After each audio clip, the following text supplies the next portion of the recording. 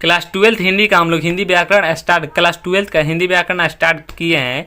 उसका जो previous year question हम लोग देख रहे हैं क्वेश्चन बैंक से, ठीक है।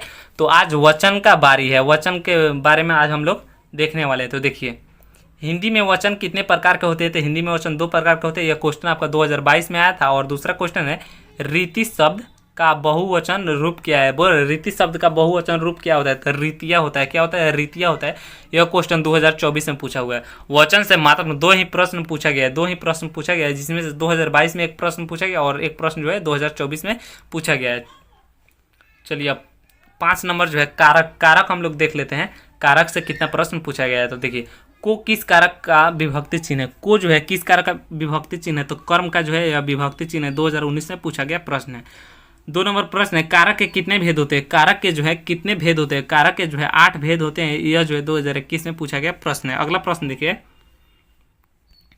तीर से बाघ मार दिया गया किस कारक का उदाहरण? तीर से बाघ मार दिया गया किस कारक का उदाहरण है? तो करण कारक का उदाहरण है। ये जो है 2022 में पूछा गया प्रश्न है।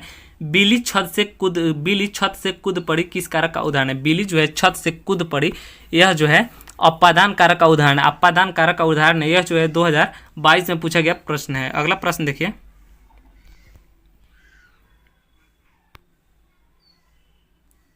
अगला प्रश्न देखिए,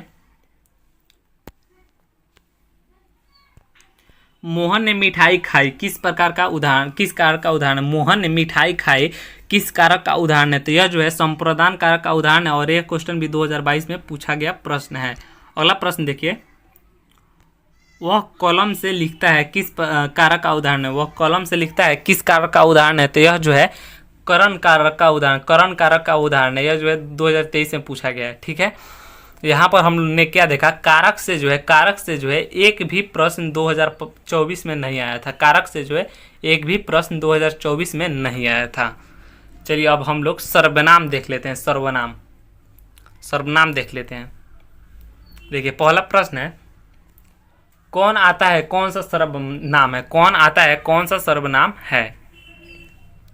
तो कौन आता है यह जो है प्रश्नवाचक सर्वनाम है। ये जो है 2020 में पूछा गया प्रश्न है। अगला प्रश्न देखिए, वह मेरा छोटा भाई सौरभ है किस सर्वनाम का उदाहरण है? वह मेरा छोटा भाई सौरभ है किस सर्वनाम का उदाहरण है? तो निश्चयवाचक सर्वनाम का उदाहरण है। यह जो है 2022 में पूछा गया प्रश्न है। अगला प्रश्न देखिए, मैं आप वहीं से आया हूँ किस सर्वनाम का उदाहरण? मैं आप वहीं से आया हूँ, यह जो है निजवाचक सर्वनाम का उदाहरण, निजवाचक सर्वनाम का उदाहरण है। यह जो है 2022 में पूछा गया प्रश्न। अगला प्रश्न है कुछ खा लो किस सर्वनाम का उदाहरण? कुछ खा लो किस सर्वनाम का उदाहरण है?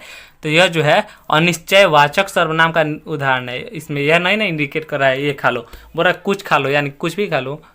2023 में जो प्रश्न है आया था।